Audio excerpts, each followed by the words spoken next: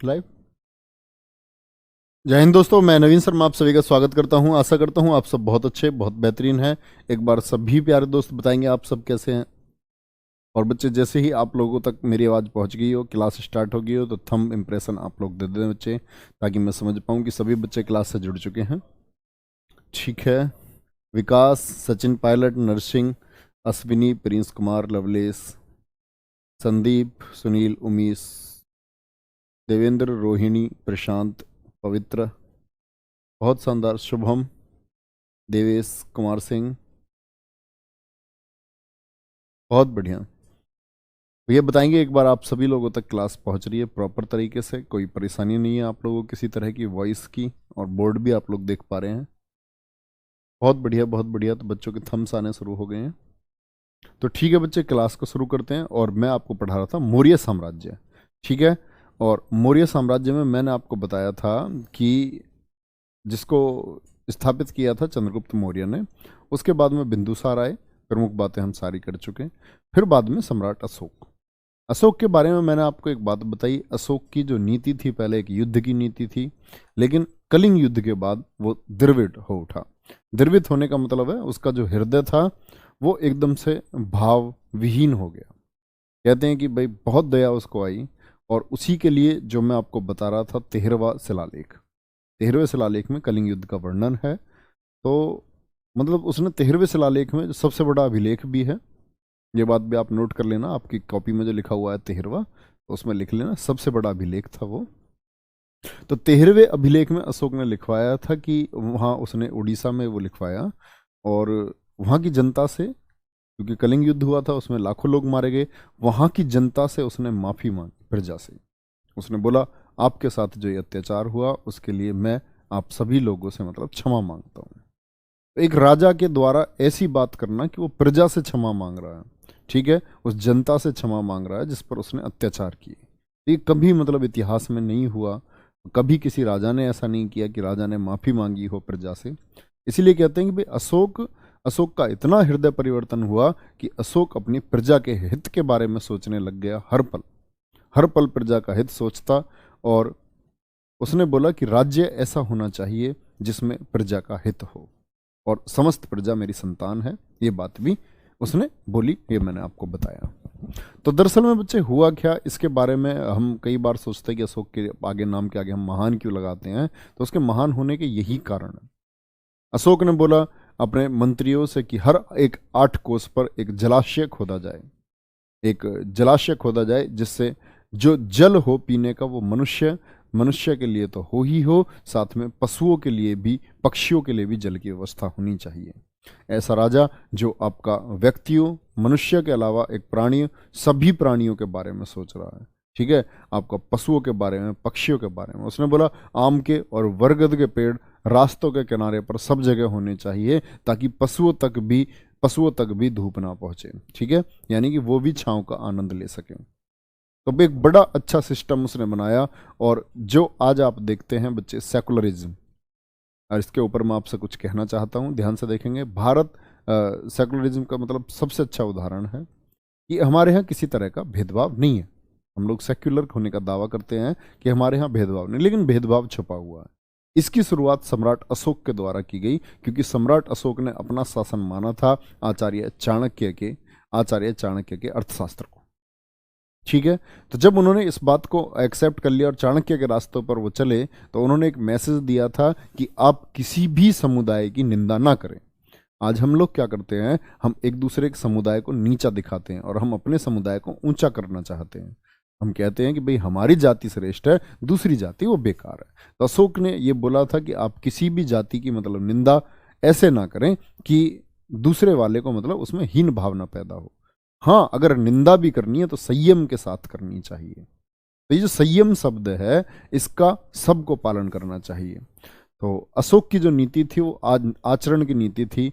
अशोक को महान कहने का एक बड़ा रीजन था कि अशोक ने डेवलपमेंट के काम तो सारे किए ही किए। एक ऐसा व्यक्ति जिसने नैतिक आचरण पर बल दिया, उसने ये कोशिश की कि व्यक्तियों का जो आचरण है राज्य में, मेरे में, वो सबसे श्रेष्ठ आचरण होना चाहिए। तो एक ऐसा राजा जो व्यक्तियों के आचरण के बारे में सोच रहा है कि उनका नैतिक आचरण होना चाहिए, उनका अच्छा एक आचरण होना चाहिए, इसके लिए अशोक को महान कहा गया। तो समझ पा रहे होंगे बच्चे, अशोक महान है। और अशोक जब अंत समय तक, मतलब बौद्धों को सीधी सी बात है, उसने, मैंने बताया था आपको, बौद्ध धर्म का अनुयायी था, लेकिन उसने कभी किसी और धर्म को ना हानि पहुंचाई, ना उसने कभी अपने आप को भिक्षु बनाया। जैसे कि चंद्रगुप्त मौर्य ने संलेखना व्रत द्वारा जैन मुनि बन गया था चंद्रगुप्त मौर्य अपने अंतिम समय में, इसने कभी भी मतलब कोई चोगा नहीं पहना बौद्ध भिक्षु का, ना इसने कोई भीख मांगी, सम्राट बना रहा। अशोक महान सम्राट बन रहे। और कहते हैं कि दान देने की जो ये परंपरा थी, बौद्ध भिक्षुओं को बहुत दान दिया इन्होंने, बहुत प्रचार प्रसार करवाया, मैं आपको नोट करा चुका हूँ। तो एक समय ऐसा आया कि सम्राट अशोक को ये जो दान देना था ये बंद इनके उत्तराधिकारियों द्वारा कर दिया गया। जैसे इनके बाद में कुणाल आया, इनका पुत्र उत्तराधिकारी बना, कुणाल ने बोला अब बौद्धों को कोई भी दान नहीं जाएगा। तो कहते हैं उस समय पर सम्राट अशोक को जो भोजन दिया जाता था वो सोने के बर्तनों में दिया जाता था, वो उन बर्तनों को भेंट करने लग गए, वो बर्तन भेंट करने लग गए। कुछ समय तक उन्होंने सोने के बर्तन जिसको खाते उसी को भेंट कर देते, तो उनके बर्तन फिर चांदी के कर दिए गए, चांदी के बर्तन को वो भेंट देते रहे। उसके बाद उनके कांसे के बर्तन कर दिए गए, और कांसे के बर्तन भी जब वो भेंट देते रहे तो इस महान अशोक सम्राट को फिर मिट्टी के बर्तनों में खाना खाना पड़ा, और मिट्टी के बर्तनों में खाना दिए जाने लगे, लेकिन उसको भी ये भेंट करते रहे बौद्ध भिक्षुओं को। अंत में कहते हैं कि अंत में जब इनकी मृत्यु का समय नजदीक था, तो इन्होंने अपने मंत्री राधागुप्त को बुलाया, और उससे राधागुप्त ने इनको पकड़ाया। राधागुप्त को इनको आंवला मिला था खाने के लिए, आधा आंवला भी इन्होंने भेंट कर दिया, आधा आंवला भी, समझ रहे हैं, आधा आंवला भी भेंट कर दिया, और बोले इसे जो है संघ के नाम कर देना। और वहां संघ के सब लोगों ने उसको ग्रहण किया था, उसका चूर्ण बना करके सभी लोगों ने उसको ग्रहण किया।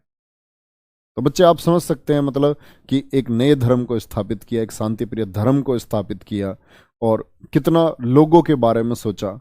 और आप जैसे मैंने बताया शिलालेख में उसने मैसेज दिए, सब जगह सबको मैसेज दिए। अधिकारियों का एक ऐसा सिस्टम बनाया, जैसे मैंने बताया रज्जुक, प्रदेशक और युक्तक।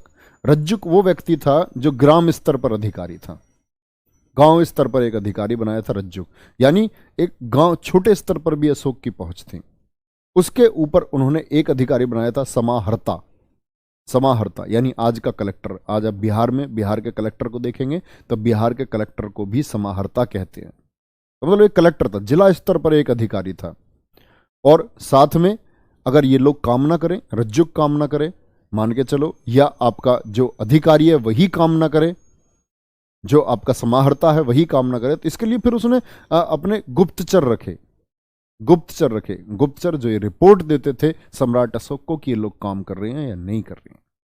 तो आप बच्चे समझ सकते हो, इतने आज से 2300 साल पहले सम्राट अशोक था, और ऐसे तंत्र का विकास किया, ऐसी जनता के बारे में ऐसी सोच रखी। ठीक है, तो अशोक को महान कहना लाजमी है या नहीं? यस और नो, बहुत छोटी बात बताई है मैंने।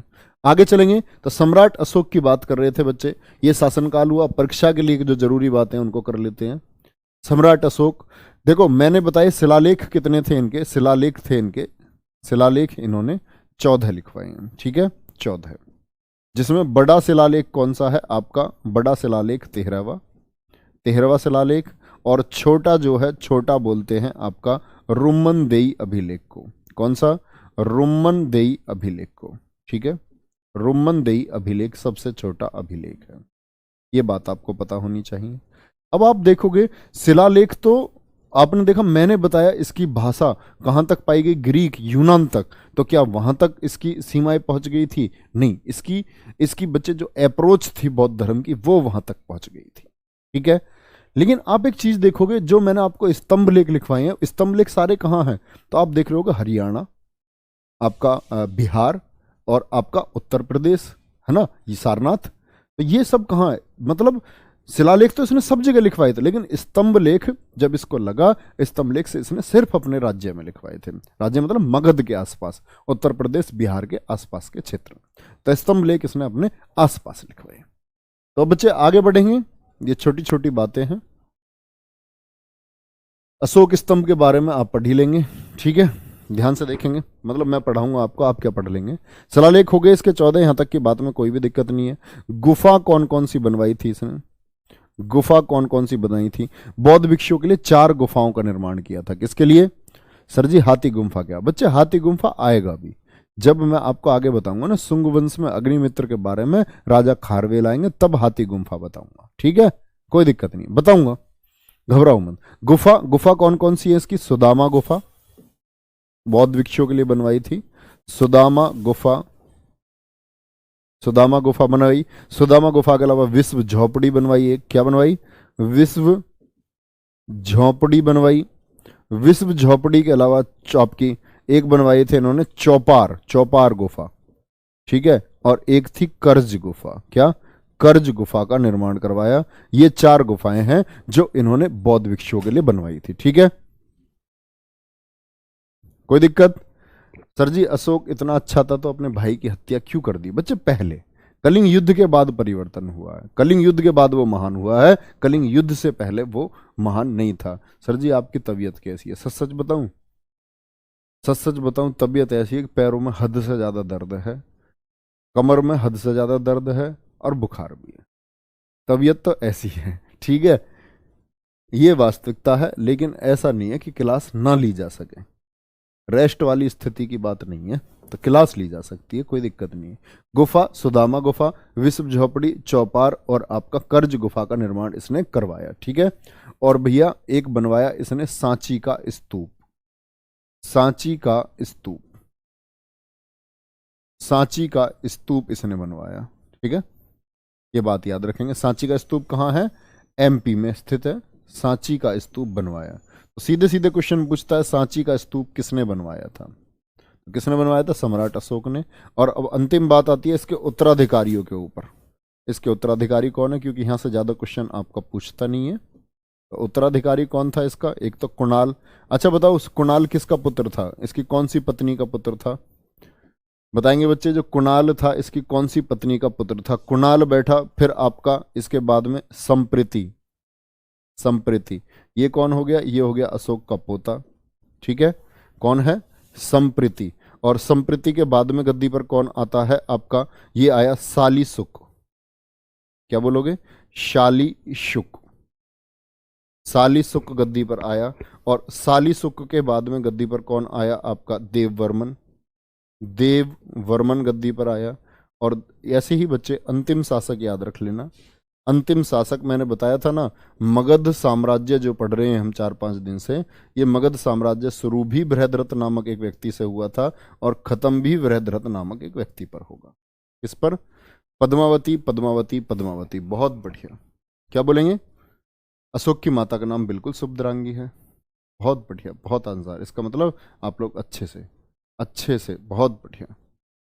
चलो क्या बोलेंगे, कुणाल, संप्रीति, शालीशुक, देववर्मन, और अंतिम शासक क्या बोलोगे बच्चे, अंतिम शासक हैं बृहद्रथ। ये छोटे छोटे पॉइंट है, ये प्रश्न बहुत पूछता है। देववर्मन कभी नहीं पूछेगा, मैं जिम्मेदारी देता हूं, संप्रीति कभी नहीं पूछेगा, लेकिन जस्ट आप लोग जानते चलो, है ना। अशोक का उत्तराधिकारी बहुत महत्वपूर्ण बात है, पढ़ने में कोई घाटा नहीं है, थोड़ा सा एक्स्ट्रा ज्यादा ही पढ़ना चाहिए, कम नहीं, ठीक है।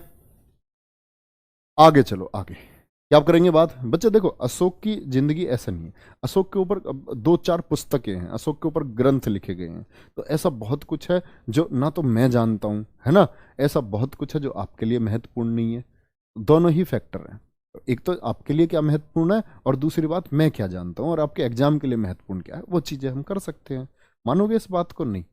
अब ऐसा थोड़ी है कि मैं सब कुछ ही जानता हूं, नहीं, आपकी परीक्षा के लिए जो महत्वपूर्ण है वो बातें मैं जानता हूं, ठीक है। चलो, तो इसीलिए आप तरह तरह के अशोक वहां गया था जी, तो उसकी कोई प्रेमिका थी, वो कौन थी, तो भैया वो बातें मैं जानता नहीं हूं, है ना, जानता तो जरूर बताता।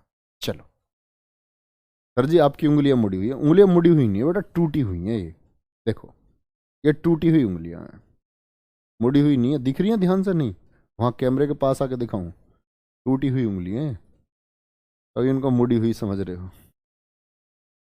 फाइटर था मैं भी पहले एक, पुराने जमाने में, पुराने जमाने में मार्शल आर्ट का फाइटर था मैं। चलो ठीक है, ठीक है, पर तेज के लिए आज आज देखो, आज के लिए माफ़ी है, आज तेज के लिए कोई नहीं बोलेगा, मैं धीमे बोल के पढ़ा सकता हूँ भाई, प्लीज़ रिक्वेस्ट है। मैं इस क्लास में तेज बोलूँगा, अगली क्लास नहीं ले पाऊँगा, फिर क्लास लेनी है मुझे रात तक।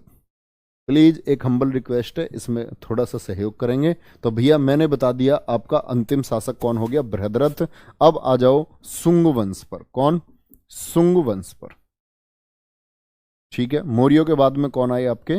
मौर्यों के बाद में हम मौर्य साम्राज्य खत्म कर चुके हैं, चंद्रगुप्त मौर्य, फिर बिंदुसार था आपका, फिर अशोक हमने पढ़ा, और अशोक के बाद में अंतिम शासक बृहद्रथ पर हम आ गए थे। सुंग वंश कब से कब तक रहा? ये रहा 185 बीसी से लेकर के 185 बीसी से लेकर के 73 बीसी तक, 73 बीसी तक। और इसी को हम बोलते हैं ब्राह्मण साम्राज्य। क्या बोलते हैं? ब्राह्मण साम्राज्य इसको कहते हैं। ब्राह्मण साम्राज्य क्यों कहते हैं, ये बात समझेंगे। तो इसको ब्राह्मण साम्राज्य कहने का मतलब है कि पहली बात तो इसके जो शासक थे वो सभी ब्राह्मण शासक थे, तो उन्होंने रूल किया आपका मगध वाले इस क्षेत्र पर। अभी बात करेंगे सबके बारे में। तो दरअसल में इस काल को महत्वपूर्ण क्यों माना जाता है? तो बच्चे आपने देखा होगा, इससे पहले आपका अशोक था, तो अशोक किसको मानता था? बौद्ध धर्म को मानता था। चंद्रगुप्त मौर्य था, जैन धर्म को मानता था। यानी इनसे पहले के जो राजा हैं वो जैन धर्म और बौद्ध धर्म को मानते थे। तो भारत में क्या हुआ, जैन धर्म और बौद्ध धर्म का बोलबाला होने लग गया, बहुत बोलबाला हुआ जैन धर्म बौद्ध धर्म का। और इसी बोलबाले के चलते हुए एक व्यक्ति का उदय हुआ, और उसका नाम है पुष्यमित्र सुंग। कौन है संस्थापक सुंग वंश का? पुष्यमित्र सुंग। पुष्यमित्र सुंग कैसी स्थिति में पैदा हुआ है आप जान सकते हैं इस बात को, जब बौद्ध धर्म और आपका जैन धर्म का बोलबाला, क्योंकि पहले के शासक वो बौद्ध धर्म और जैन धर्म के ही शासक हैं। और इसका जो शासन काल था ये था 185 बीसी से लेकर के 149 बीसी तक। ठीक है, यानी 112 वर्ष हो गए ना भैया, ये टोटल 112 वर्ष तो रहा कुल ही सुंग वंश, 112 वर्ष। और उस 112 वर्ष में भी अगर आप देखेंगे तो इसके कितने काल, 36 वर्षों तक इसका शासन है। तो सुंग आता है पुष्यमित्र सुंग, जो एक ब्राह्मण शासक है। कौन है? ब्राह्मण शासक है। और इसने क्या बनाया? अपनी राजधानी, एमपी की तरफ इसका क्षेत्र था, राजधानी इसने बनाया विदिशा एमपी को, विदिशा एमपी को राजधानी बनाया। और जो राजभाषा थी, राजभाषा, अब यहां से एक चीज समझना, राजभाषा इसने बनाई संस्कृत। क्या बना दी? संस्कृत। तो सुंग वंश की भाषा क्या है? संस्कृत। क्योंकि बच्चा अगर आप एक बात सोच कर देखो भैया, कि जब जैन धर्म और बौद्ध धर्म का बोलबाला था, तो जैन कौन सी भाषा बोलते हैं? प्राकृत। बौद्ध कौन सी भाषा बोलते हैं? पाली। तो जैन और बौद्ध के साथ साथ भारत पर अब असर पड़ने लग गया था आपका पाली भाषा और प्राकृत भाषा का। इसने देखा कि भाई जो हमारा वैदिक काल से चला आ रहा था, जो हमारी वेदों की सत्ता थी, वो वेदों की सत्ता खत्म होती जा रही है। कि वेदों की सत्ता मुख्यतः आप देखते हैं कि वेदों से जुड़े हुए धर्म कौन सा? वो हिंदू धर्म के लोग हैं। तो इन्होंने लगा कि हिंदू धर्म की सत्ता अब खत्म होती जा रही है, इसको बचाना होगा। इसका जो पतन हो रहा है, जो ये अपने नाश की तरफ बढ़ रही है वैदिक सभ्यता, वेदों की सभ्यता, ये इसको रोकना होगा। तो इसने बौद्धों के खिलाफ एक्शन शुरू कर दिया। बौद्धों से सबसे ज्यादा चिढ़ने वाला शासक है, बौद्ध लोगों से, बौद्ध भिक्षुओं से चिढ़ने वाला, सबसे ज्यादा चिढ़ने वाला शासक है पुष्यमित्र सुंग। समझ रहे हैं? तो इसने क्या काम किया? इसने सबसे पहले तो स्तूपों को तुड़वाना शुरू किया, क्योंकि स्तूप मैंने बता दिया बौद्ध धर्म का प्रतीक है। स्तूप मैंने आपको महात्मा बुद्ध के समय पर प्रतीक बताए थे। स्तूप क्या है? महात्मा बुद्ध के जीवन से जुड़ा हुआ प्रतीक है। तो कहते हैं, ध्यान से समझना, इसने एक छोटी सी बात समझे, इसने अशोक के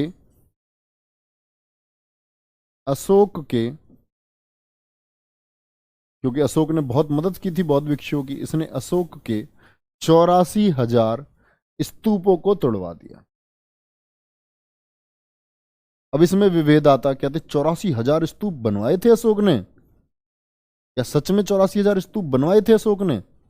तो कहीं उसका वर्णन मिलता है कि वो 84 नहीं, 84 थे, 84 स्तूपों को तोड़वाया था। मैक्सिमम जगह आपको 84,000 लिखता है। क्या है? क्या बोलेंगे? 84,000 मिलता है। यहां तक कोई दिक्कत? इतनी बात में ठीक है जी। अब यहां क्या है, इसने अशोक के 84,000 स्तूपों को तुड़वा दिया, बौद्धों के खिलाफ एक्शन लिए, बौद्धों का कत्ले आम इसने करवाया। लेकिन इंपॉर्टेंट बात है, भरहूत स्तूप का निर्माण किसने करवाया था? भरहूत स्तूप का निर्माण एमपी में ही, भरहूत स्तूप का निर्माण स्वयं कराया। कहां है? मध्य प्रदेश में, लिख लेना इस बात को। खुद ही इसने भरहूत स्तूप को बनवाया था। इससे भी पूछा गया, इससे भी पूछा गया, जैसे इससे पूछा गया कि भाई इसने अपने लोगों से पूछा कि अशोक महान कैसे बना, अशोक महान क्यों था? तो उन्होंने कह दिया जी महान इस वजह से क्योंकि बौद्ध धर्म को संसर्ग दिया और बौद्ध धर्म को स्थापित किया। उन लोगों की संख्या बहुत ज़्यादा है, तो उन सब लोगों ने उनकी महानता उसने उनके लिए दान दिया। लोगों के लिए उसकी पॉलिसी बहुत अच्छी थी, नीतियाँ बहुत शानदार थी, प्रजा से प्यार प्रेम करता था, प्रजा से सीधे जुड़े रहना चाहता था। और जो उसने धम्म को स्थापित किया उसके लिए एक व्यक्ति था, 5वें अभिलेख में मैंने बताया, धम्म महामात्र। धम्म महामात्र वो व्यक्ति था जो आचरण डेवलप करता था जनता का, और प्रजा का आचरण डेवलप करने के लिए भी एक अधिकारी दिया उसने। और बौद्धों के लिए सब कुछ किया। तो उसने बोला बौद्धों के लिए क्या किया? बोला जी 84,000 स्तूप बनवाए, क्या तोड़ डालो सबको, सबको तोड़ डालो। तो बाद में मरम्मत हुई है, बहुत सारे तो उसने विखिन्न कर दिए थे, एकदम नाश कर दिया था। बाद में बहुत सारे शासकों द्वारा उनकी मरम्मत कराई गई है। तो भरहूत स्तूप आपसे कोई पूछे इसका निर्माण किसने करवाया? ये निर्माण इसने स्वयं करवाया था। क्या करेंगे? स्वयं इसका निर्माण करवाया था। सर जी ये कहां से आ गया बृहद्रथ? बच्चे अंतिम शासक को मान लिया करो। देखो ऐसे प्रश्न आते नहीं है कभी भी, फिर भी मैं आपको बता देता हूं। जो अंतिम शासक था ना बृहद्रथ, अंतिम शासक बृहद्रथ की हत्या करके, बृहद्रथ की हत्या करके इसने इस शुंग वंश की स्थापना की थी। इसकी हत्या करके गद्दी पे बैठा था, लिख लेना। इसने मौर्य वंश के अंतिम शासक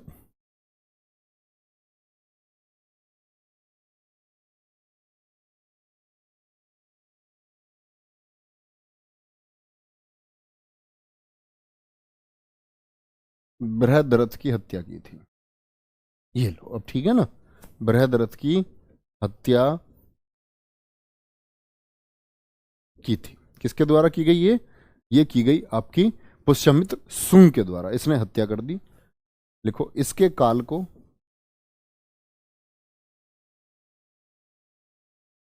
वैदिक पुनर्जागरण का काल कहा जाता है। वैदिक पुनर्जागरण क्या है जी? ये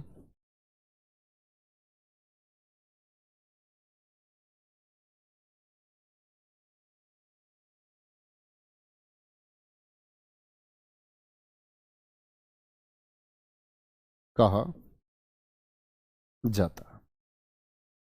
देखो वैदिक जो धर्म जो मैंने बताया पतन की तरफ था, लगभग खत्म हो चुका था, क्योंकि बौद्ध बौद्ध एक्टिव हो चुके थे, जैन एक्टिव हो चुके थे। लेकिन इसने फिर से वैदिक सभ्यता, जो वेदों की सत्ता थी, उस वेदों की सत्ता को इसने फिर से चालू किया। तो उसको बोलते हैं पुनर्जागरण। पुनर्जागरण का मतलब होता है कोई चीज दब चुकी है, दब चुकी है, लेकिन वो फिर से वो जागृत हो, नई चेतना बन करके उभरे, तो इसको हम बोलते हैं रेनिशा। इंग्लिश में वर्ड है रेनिशा। तो ये क्या है? पुनर्जागरण का काल था। क्या बोलेंगे? पुनर्जागरण का काल था। सर जी बृहद्रथ का सेनापति ही था ना पुष्यमित्र शुंग? सोनू ने बहुत अच्छा क्वेश्चन पूछा। बिल्कुल बच्चे, ये सेनापति हुआ करता था। किसका? बृहद्रथ का सेनापति था। बहुत अच्छा क्वेश्चन है, बहुत बढ़िया, वेरी गुड वेरी गुड, बहुत सजब। ये कौन था? बृहद्रथ का, मौर्य वंश के अंतिम शासक बृहद्रथ की हत्या की थी। इसका कौन था? ये सेनापति था। बहुत अच्छी बात है। तो यहां याद रख लेना, यवनों का आक्रमण, जो यवन आए थे, यवनों का आक्रमण किसके समय पर हुआ था? यवनों का आक्रमण इसी के समय हुआ। यवनों का आक्रमण इसी के समय हुआ। और कौन था वो? यवन मतलब यूनान के जो योद्धा थे, यूनान से आए थे, यूनान से, यूनानी आक्रमणकारी थे। और वो व्यक्ति कौन था? वो था डेमीट्रियस। कौन था? डेमीट्रियस, यूनानी, जो भारत पर आया और यवनों का आक्रमण किया। तो इसके लिए एक प्रक्रम आता है कि दरअसल में इसने हत्या क्यों की थी। अब मैं आपको बताता हूं बृहद्रथ की हत्या इसने क्यों कर दी। भाई बृहद्रथ तो बौद्धों के, आप सीधी सी बात समझ सकते हैं, इससे पहले के शासक किससे जुड़े हुए थे? बौद्धों से। ये था सेनापति, सेनापति था किसका? बृहद्रथ का। अब दरअसल में इसको पता चला, इसके जो मंत्री थे, गुप्तचर थे, उनके गुप्तचरों ने बताया, भाई सेनापति तो यही था, तो गुप्तचरों ने आगे सेनापति को बताया कि भारत पर एक विदेशी यवन शक्ति आक्रमण करने वाली है, नाम है डेमिट्रियस। ठीक है, कोई दिक्कत नहीं। तो इसको खबर मिली कि जो बौद्ध मठ बने हुए हैं, उन बौद्ध मठों में ये क्या कर रहे हैं, धीरे धीरे विदेशी आकर के जमा हो रहे हैं बौद्ध भिक्षुओं के रूप में, और धीरे धीरे उनकी संख्या बढ़ जाएगी तो वो इकट्ठे होकर के यहाँ आक्रमण कर देंगे, क्योंकि एकदम से आते तो पता चल जाता। बौद्ध भिक्षुओं के रूप में भारत के मठों में आकर के रहने लग गए। इसने बोला कि भाई बृहद्रथ ऐसे ऐसे बात है, बाहर से आक्रमण करने की साजिश हो रही है। बृहद्रथ ने बोला तुम्हें कुछ नहीं पता है। इसने बोला कि हमें बौद्ध भिक्षुओं के खिलाफ एक्शन लेना चाहिए, वहां जांच पड़ताल करनी चाहिए। तुम मठों की जांच करोगे, ये तो बहुत पवित्र स्थल मानते थे। तो इसके खिलाफ इसने हत्या कर दी और एक्शन लिया था, मठों को ढूंढा, कत्ले आम में बता रहा था ना, कत्ले आम करवाया, उसमें ये विदेशी आक्रमणकारी थे। तो ये खबर फिर पता चलती है डेमिट्रियस को, तब वो आक्रमण करता है। तो किसके समय पर हुआ था यवनों का आक्रमण? ये डेमिट्रियस के समय पर हुआ था। ये बात आपको पता होनी चाहिए, किसके समय पर? डेमिट्रियस के समय पर हुआ था। ठीक है भैया, अब आ जाओ इसके दरबार में, ये इंपॉर्टेंट क्वेश्चन है बहुत। इसके दरबार में पतंजलि रहते थे। पतंजलि जानते हो? पतंजलि रहते थे। और बच्चे एक और बात मैं आपको बता दूं, पतंजलि जानते हो ना, सब लोगों ने नाम सुना है, बाबा रामदेव का प्रोडक्ट पतंजलि। तो वो बाबा रामदेव का कॉपीराइट नहीं है पतंजलि। पतंजलि एक ऋषि थे जिन्होंने योग दर्शन दिया है। क्या दिया है इन्होंने? योग दर्शन दिया है। तो याद रख लेना, पतंजलि ने योग शास्त्र लिखा है, योग शास्त्र लिखा है, और साथ में महाभाष्य पुस्तक के रचयिता हैं। महाभाष्य पुस्तक लिखी है, महाभाष्य पुस्तक लिखी है।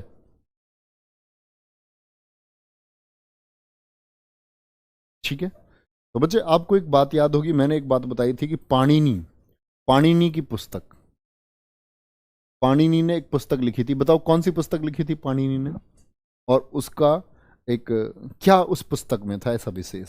तो आप सब बोलेंगे जी अष्टाध्यायी थी। कौन सी? अष्टाध्यायी थी, और प्रथम व्याकरण की पुस्तक है। तो इसी व्याकरण की पुस्तक से प्रेरित था महाभाष्य, यानी वो तो पहले लिखी गई भाई, अष्टाध्यायी पहली पुस्तक है। तो पतंजलि का जो महाभाष्य है ये भी व्याकरण के ऊपर ही था। और किससे प्रेरित था? लिख लेना, महाभाष्य पुस्तक लिखी जो पाणिनि के अष्टाध्यायी से प्रेरित था। ये बात आपको पता होनी चाहिए। ठीक है, और साथ में पतंजलि ने 2 अश्वमेध यज्ञ कराए, 2 अश्वमेध यज्ञ कराए, 2 अश्वमेध यज्ञ कराए। कोई दिक्कत इस बात में? तो दरअसल में क्या हुआ, ये दोनों बातें आप समझ लेंगे। अश्वमेध यज्ञ क्या होता है? बहुत सारे यज्ञ होते थे बच्चे प्राचीन समय पर, जैसे एक वाजपेयी यज्ञ होता था जिसमें रथों की दौड़ होती थी। अश्वमेध यज्ञ में क्या होता था? अश्वमेध यज्ञ में बोला जाता था एक घोड़ा छोड़ दिया, और ये घोड़ा जहां तक जाएगा वहां तक मेरा साम्राज्य होगा। आपके गांव से घोड़ा होकर के निकल गया, आप में से किसी ने उसको रोका नहीं, तो आपका गांव किसका हो गया? उस राजा का हो गया जिसका वो घोड़ा वहां से पार कर गया। आपके अंदर क्षमता, आप नहीं चाहते मैं आपके राज्य का अधीन नहीं हूंगा, आपको वो घोड़ा रोकना होता था, और उस घोड़े के पीछे जो सेना आ रही होती थी फिर उससे युद्ध करना होता था। तो 2 अश्वमेध यज्ञ कराए हैं। किसके लिए? पतंजलि ने। पतंजलि ने किसके लिए? पुष्यमित्र शुंग के लिए। तो ये तो अश्वमेध यज्ञ हुआ। अब बात आती है बच्चे किसकी? पतंजलि के बारे में बता देता हूं। आपने अगर किसी ने नाम सुना हो कभी, डॉक्टर राजीव दीक्षित। कितने बच्चों ने ये नाम नहीं सुना है? नो लिख करके बताएंगे तो मैं जान पाऊंगा।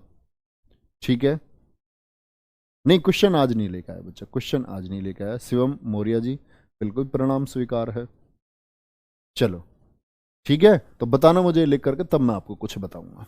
तो 2 अश्वमेध यज्ञ कराए, ये बात आपको पता होनी चाहिए। किसने करवाए? ये करवाए महर्षि पतंजलि ने, जो योग शास्त्र के रचयिता थे। और साथ में क्या लिखा उन्होंने? महाभाष्य पुस्तक को लिखा। ये बात भैया कभी मत भूलना, बहुत इंपॉर्टेंट है।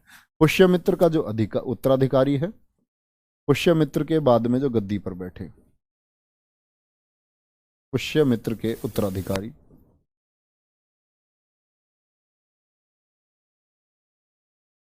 कौन कौन उत्तराधिकारी हुए इनके? तो पहला एक लिखना भैया, एक है Agnimitra, Agnimitra, no no no no, बहुत सारे बच्चों ने नहीं नाम सुना है। नो नो वाले बताएंगे तो मैं समझ पाऊंगा, एक बड़ी संख्या है। अग्निमित्र, वसु ज्येष्ठ, ठीक है। वसु ज्येष्ठ के बाद में आपके अगले आए वसुमित्र, वसुमित्र। वसुमित्र के बाद में अगला आया आपका देवभूति, मतलब अंतिम शासक है, ये लिख लेना। क्या बोलेंगे? अंतिम शासक है। देवभूति था अंतिम शासक। अब आ जाओ इनकी बात पर, इतना समझ पाए? तो बच्चे मैं जो बता रहा था आपको, जो आप आचार्य रामदेव हैं, देखो बहुत सारे लोग फॉलोवर्स होंगे, होना चाहिए, लोगों की अपनी समझ है, आप सभी लोग एजुकेटेड लोग हैं। तो दरअसल में मैं ये बात आपसे कहना चाहता हूँ, शिक्षा, जब हम जो शिक्षित वर्ग है ना, हम लोग शिक्षित वर्ग हैं, आप स्टूडेंट हैं, आप शिक्षित वर्ग हैं, हम सब पढ़े लिखे लोग हैं। और पढ़े लिखे होने का मतलब ये नहीं होता कि हमको इतिहास के 4 शब्द याद हैं। पढ़े लिखे होने का मतलब होता है हम अपना विवेक के साथ ये निर्णय कर सकें कि क्या सही है और क्या गलत है। तो ऐसे ही एक व्यक्ति हुए आईआईटी, ठीक है। आईआईटी क्या बच्चे, आपका आईआईटी बीटेक एमटेक थे डॉक्टर राजीव दीक्षित। हत्या हो गई उनकी 2010 में। हत्या होने का कारण था कि भारत में उन्होंने कोका कोला जैसी कंपनियों की सेल कम करवा दी थी, और ऐसी कई सैकड़ों कंपनियां उनके द्वारा बंद करवा दी गई।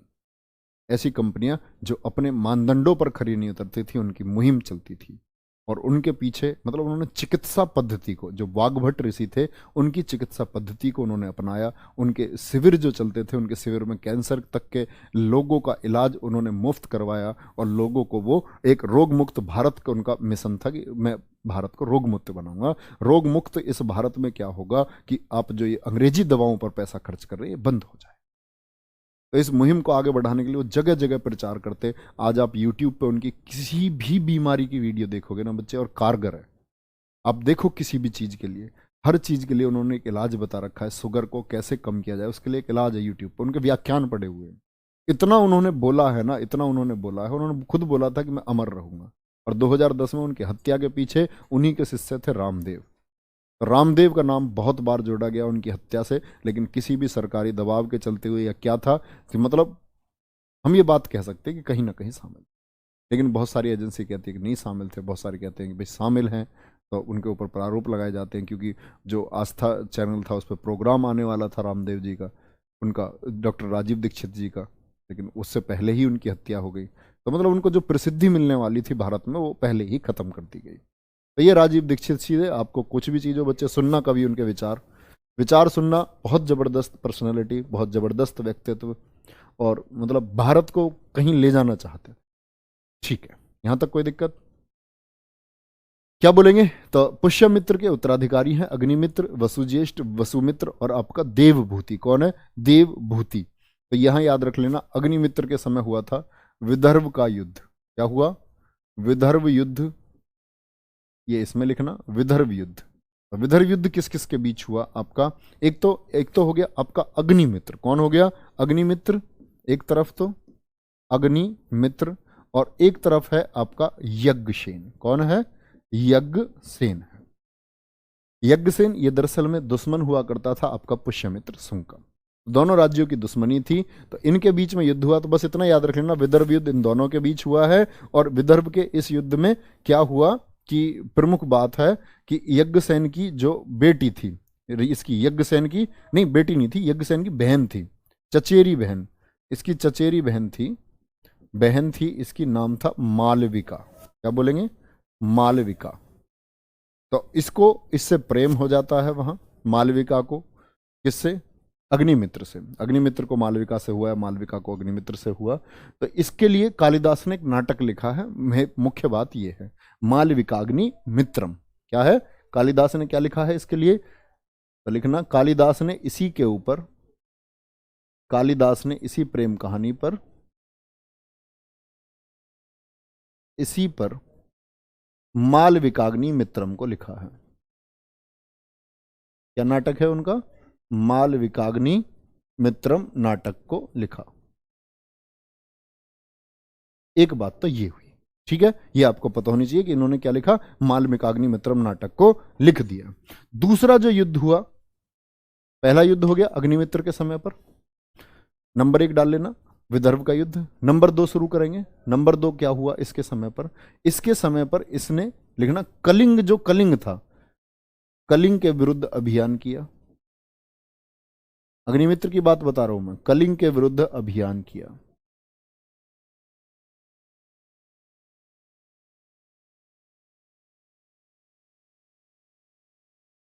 कलिंग, कलिंग पर तो सम्राट अशोक भी पहले अभियान कर चुका था, है ना। तो देखो ये क्या था, मैंने बताया जो अशोक का समय था, अशोक के समय की अगर हम बात करते हैं तो संपूर्ण भारत, मैंने बताया था दक्षिण को सोच कर छोड़ करके संपूर्ण भारत पर किसका राज था? वो अशोक का था। लेकिन जैसे जैसे मौर्य साम्राज्य खत्म हुआ, बृहद्रथ की तरफ हुआ, तो बहुत सारे राज्यों ने अपने आप को स्वतंत्र कर लिया, जिनमें से ये कलिंग भी किसके अधीन हो गया था? अशोक ने ही तो जीता था, ये कलिंग भी फिर स्वतंत्र हो गया था। कलिंग भी क्या हो गया था?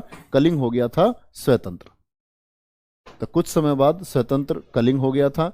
और जो ये कलिंग था, देख लेना, कलिंग पर चेदी वंश का शासन था। चेदी या कलचुरी वंश बोलते हैं, क्या बोलते हैं?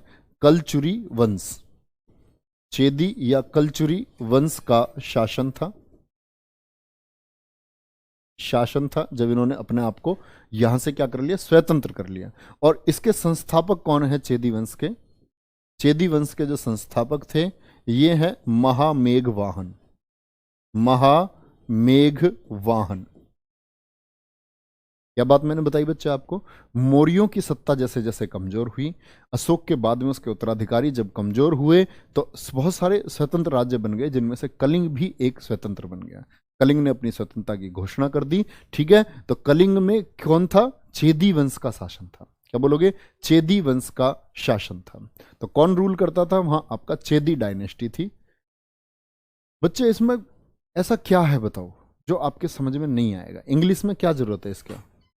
अंगेस्ट बताना है इसका, कलिंग के अंगेस्ट उसने एक आपका है, इतना तो यार समझ सकते हैं, इतिहास है। हिंदी में भी मजा आता है वास्तव में, तो या तो कंप्लीटली इंग्लिश में होना चाहिए या फिर एकदम से हिंदी में होना चाहिए। चलो कोई नहीं, मिक्स करते हैं। तो मैंने बोला वहां कौन रूल करता था? वहां डायनेस्टी थी आपकी चेदी डायनेस्टी, और फाउंडर कौन है उसके? महामेघवाहन। ठीक है, कोई दिक्कत? तो ये महामेघवाहन के बाद में यहां शासक हुआ एक, इसी वंश का एक शासक है जिसको मैं बताना चाह रहा हूं, इसका नाम है खारवेल। लिखना, इसी वंश का शासक, इसी वंश का प्रतापी शासक, प्रतापी का होता है महान, ग्रेट, इसी वंश का प्रतापी शासक खारवेल हुआ। क्या हुआ? खारवेल हुआ। तो ये जो मैंने बताया कलिंग के विरुद्ध अभियान हुआ ना, कलिंग के विरुद्ध अभियान किया अग्निमित्र ने, ये खारवेल के समय पर किया था। लिखना इस बात को, कलिंग के विरुद्ध अभियान। अब ऊपर जो ब्रैकेट बना हुआ है तो इसमें लिख लेना खारवेल के समय। किसके समय हुआ था? खारवेल के समय ये अभियान हुआ था। तो खारवेल कौन है? खारवेल, अब जो बात आप 2-3 दिन से पूछ रहे हैं मुझसे, कई बच्चों ने पूछ लिया है, तो ये बच्चे जो खारवेल है, इसने जारी कराया था हाथी गुम्फा अभिलेख को। हाथी गुम्फा अभिलेख को किसने जारी कराया था? लिख लेना, खारवेल ने, खारवेल ने हाथी गुफा भी बोलते हैं, हाथी गुम्फा भी। कहां है? उड़ीसा में है। हाथी गुम्फा अभिलेख कहां है? उड़ीसा में। हाथी गुम्फा अभिलेख जारी कराया, अभिलेख जारी कराया। ठीक है, इसमें क्या था? इसमें भैया वहां कलिंग के शासकों का वर्णन मिलता है आपको हाथी गुम्फा अभिलेख से, भारतवर्ष का वर्णन मिलता है, और यहीं से हम कहते हैं किस भाषा में जारी अभिलेख था? प्राकृत भाषा में जारी अभिलेख। प्राकृत भाषा में, जैसे जूनागढ़ संस्कृत में जारी हुआ था, प्राकृत भाषा में जारी हुआ, प्राकृत भाषा में जारी हुआ। बच्चे अभी मैं आपके कमेंट्स पढ़ूंगा थोड़ी देर में, है ना, तब आप क्वेश्चन पूछ लेना कोई भी। सर जी यवन के साथ युद्ध में किसकी विजय हुई थी? बच्चा यवनों को इसने बहुत मारा था पुष्यमित्र संघ ने, भारत पर शासन कर रहा, अगर हार जाता तो शासन कैसे करता आगे को, इसके उत्तराधिकारी कैसे होते? हार जाता तो हारा नहीं, जीत गया। ठीक है, तो हाथी गुम्फा अभिलेख में क्या हुआ? हाथी गुम्फा अभिलेख में आपको कलिंग शासकों के बारे में वर्णन मिलता है, जो दक्षिण का उल्लेख मिलता है, दक्षिण राज्यों की व्यवस्था का उल्लेख मिलता है किसमें, ये आपका किसमें मिलता है, हाथी गुम्फा अभिलेख में। तो यहां लिख लेना कलिंग प्रशासन, कलिंग प्रशासन, भारतवर्ष के बारे में जानकारी, या कहते हैं भारतवर्ष शब्द का उल्लेख किस अभिलेख में हुआ है, भारतवर्ष शब्द का उल्लेख, उल्लेख भारत का कहते हैं ना, पहले जम्बूद्वीप इसको बोलते थे, अशोक ने जैसे कहा बौद्ध भिक्षुओं को जाकर के आधा आंवला दे देना और कह देना कि जम्बूद्वीप के महानतम सम्राट अशोक ने उनके लिए दान दिया है, आधा आंवला। वही स्थिति उसकी बची थी, जम्बूद्वीप वैसे बोलते थे भारत को। तो भारतवर्ष शब्द का उल्लेख कहां से मिलता है, हाथी गुम्फा अभिलेख से। कलिंग प्रशासन के बारे में जानकारी कहां से मिलती है, हाथी गुम्फा अभिलेख से। जारी किसने करवाया था इसको, आप कहेंगे जी खारवेल ने इसको जारी करवाया था। ठीक है, किसने जारी करवाया, खारवेल ने इसको जारी करवाया था। कोई दिक्कत, very good, very good. Kalinga युद्ध के समय राजा कौन था बच्चे, वो जो नंदराज है ना, वो गलत लिखा हुआ है एकदम, कई टीचर्स ने बताया हुआ है। देखो मैं अध्यापकों के बारे में कहना मेरा उचित नहीं है, लेकिन नंदराज नाम जो वो लिखा हुआ है ना, कलिंग का शासक, वो गलत लिखा हुआ है। कलिंग का शासक मैंने आपको कल भी बताया था, पद्मनाभन था। कौन था, पद्मनाभन था, पद्मनाभन। चलो, पद्मनाभन शासक था। कई बार मतलब कई जगह मैंने भी देखा है वो नंदराज दिया हुआ है, लेकिन वो नंदराज गलत नाम। चलो नेक्स्ट है, क्या बोलेंगे, भारतवर्ष शब्द का उल्लेख। वेरी गुड सर जी, पगलू बोल दो, अच्छा लगता है पगलू, ऐसा यूट्यूब पे ही ठीक है, पगलू है, ऐप में भी पगलू बनोगे, ऐप में तो मैं ये समझता हूँ तुम होशियार बच्चे हो। ठीक है बच्चे, इसके बाद में आपका नोट करना कण्ववंश आया। कौन आया, कण्ववंश आया, कण्ववंश। कण्ववंश ये लगभग रहा था जैसे 73 बीसी तक ये रहे, 73 बीसी तक रहे थे आपके शुंग, और 73 के बाद में 30 बीसी तक। ये भी एक ब्राह्मण साम्राज्य था, ये लोग भी ब्राह्मण संप्रदाय से संबंध रखते थे। लेकिन इनकी दो कैपिटल आपको याद रखनी है, दो राजधानियों से हम इनको जोड़ते हैं। दो राजधानी कौन कौन सी थी इनकी, कण्ववंश की राजधानी थी इसकी एक पाटलिपुत्र, क्या बोलेंगे, पाटलिपुत्र, और दूसरी राजधानी थी इनकी विदिशा एमपी, विदिशा एमपी। संस्थापक कौन है इनके, वासुदेव। कोई दूसरी बात याद नहीं रखनी है, क्या, संस्थापक फाउंडर कौन है कण्ववंश के, संस्थापक हैं इसके आपके वासुदेव, क्या बोलोगे, वासुदेव। और जो अंतिम शासक है, अंतिम शासक था सुशर्मन, या सुशर्मा भी जिसको बोलते हैं, सुशर्मन इसका अंतिम शासक था। ठीक है, अंतिम शासक था सुशर्मन। ठीक है भाई, कोई दिक्कत इतनी बात में। तो अब आगे समझेंगे बच्चे, कल की क्लास में हम यहीं से शुरू करेंगे, सातवाहन वंश से। बड़ा मजा आएगा, सातवाहन वंश में कुछ है, बहुत कुछ है, प्रश्न परीक्षा के लिए तो बहुत महत्वपूर्ण है ही है, वहां जानने के लिए भी बहुत कुछ है। ठीक है, सातवाहन वंश। अब आप एक बार अपने क्वेश्चन लिख देंगे, किसी बच्चे को कोई क्वेश्चन पूछना हो। सातवाहन वंश की बात करेंगे, लगभग 280 से 290 वर्षों तक का इनका एक पक्का शासनकाल होगा। फटाफट बोलेंगे, हाथी गुम्फा अभिलेख वर्तमान में है क्या, बिल्कुल है बच्चे, उड़ीसा में है वर्तमान में। चलो, एक अशोक कुमार कह रहा शिखा राजपूत कहाँ चलेगी, बेटा नजर नहीं पड़ती है मेरी कमेंट पे, घर बैठ जाएगा, पढ़ नहीं पाओगे, कहीं और से पढ़ना पड़ जाएगा, ऐसी बात मत लिखे करो। अग्निमित्र का शासनकाल कितने वर्ष रहा, रवि कुमार गौतम जी, जो बच्चे जानना चाह रहे, 149 बीसी से लेकर के 141 बीसी तक 8 वर्षों तक का शासन रहा है इनका, 8 वर्षों तक का शासन इनका रहा है। चलो भाई, आराम आराम से कमेंट, आराम आराम से दिखाओ। नेक्स्ट है, कलिंग का युद्ध अशोक और खारवेल में हुआ, नहीं, कलिंग का युद्ध अशोक और पद्मनाभन शासक में हुआ था। 2 मिलियन वाली वीडियो की पार्टी, वीडियो कब आएगी, जो जल्दी आएगी वो यूट्यूब पर। ठीक है, हिंदू मुस्लिम में इतना भेदभाव क्यों है, प्रशांत चौधरी जी पूछ रहे हैं। हिंदू मुस्लिम में भेदभाव बच्चे, मनुष्य की जो आपकी समझ है ना, तो हमको कुछ चीज़ थोपी जाती है, थोपी जाती है कि मुसलमान ऐसे होते हैं, मुस्लिम ऐसे होते हैं, तो उसी थोपने के अनुसार जब हम काम करने लग जाती है हमारी बुद्धि, तो चीज़ों को, गलत चीज़ों को जन्म मिलता है ना। जैसे अब तो क्या, धर्म तो छोड़ो, हम लोग जातियों में बटे हुए हैं, जातियों में बटे हुए लोग हैं, है ना, सबको लगता है अपनी अपनी कौम को, फिर जातियों के बाद में भी फिर उनके परिवारों में कलह है, जातियों में तो बटे हुए हैं, फिर उसमें भी आपके कलह है सरनेम को लेकर के, सरनेम के अलावा फिर पड़ोसी पड़ोसी में कलह है। तो धर्म तो बहुत बड़ी चीज़ है, अभी हम बहुत छोटे स्तर पर ही, तो मैं इसीलिए तो कहता हूँ संयमी जब बनोगे, जब सोचोगे चीज़ों को, तो अपने आप जवाब मिलेंगे। ठीक है, बहुत बढ़िया। तुंग वंश का अंतिम शासक कौन था? अभी लिखवा दिया बच्चे, ऊपर ऊपर कमेंट दिखाओ। बच्चे मैंने बता दिया, सबसे पहले विदेशी आक्रमण ईरानियों ने किया था, ईरानियों ने। चलो, उसके बाद फिर विदेशियों ने आक्रमण कब किया? बच्चे आएंगे इसके बाद में आपके, शक शासक आएंगे, कुषाण आएंगे, ठीक है, और हिंद यूनानी आएंगे, आईजी साहब पी के जिसको हम बोलेंगे। पहले हिंद यूनानी आएंगे, फिर शक आएंगे, फिर पहलव आएंगे, फिर कुषाण आएंगे, इनके बाद आएंगे, सातवाहनों के बाद में आएंगे। ठीक है, बहुत बढ़िया।